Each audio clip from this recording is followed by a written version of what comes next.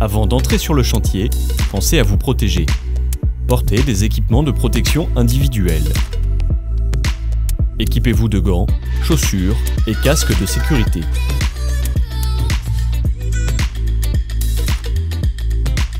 Munissez-vous d'un escabeau, laser, mètre ruban, niveau, règle de maçon, fil à plomb et d'un crayon.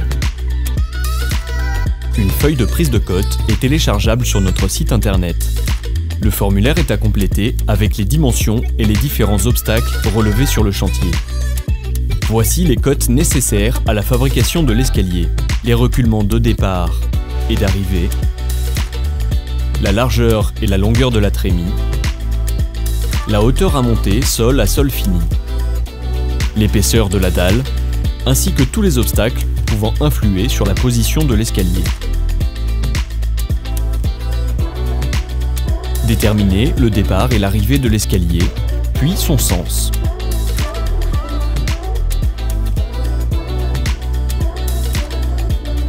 Vérifiez l'équerrage avec une équerre ou grâce au théorème de Pythagore. En mesurant un côté d'un triangle à 60 cm et l'autre à 80 cm, le troisième côté devrait mesurer 1 mètre. Si celui-ci est plus grand, l'angle est ouvert. S'il est plus petit, l'angle est fermé. Un angle fermé a un impact sur le reculement d'arrivée et les habillages à prévoir. Un angle ouvert nécessite de prévoir des habillages. On mesure l'espacement au sol disponible selon les obstacles éventuels et le passage entre le retour de mur. Projetez au sol l'arrivée de l'escalier avec le niveau et la règle. Prendre 2 points sur la largeur.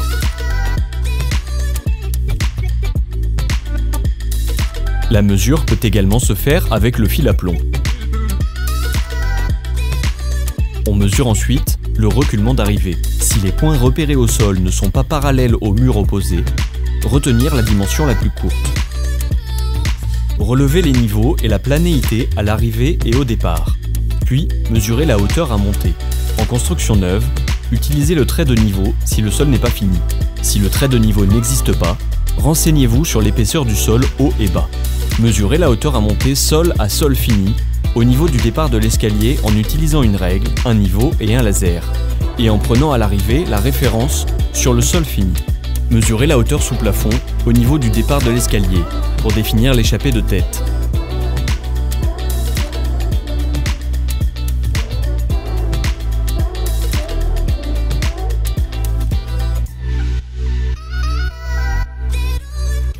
Relevez la longueur et la largeur de la trémie. Vérifiez l'équerrage selon le même procédé que pour le mur.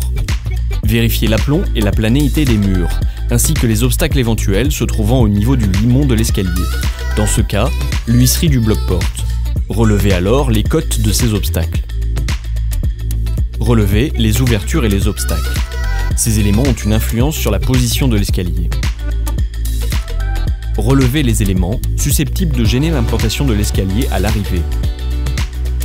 Mesurez la hauteur sous plafond au niveau de l'arrivée de l'escalier pour définir l'échappée de tête.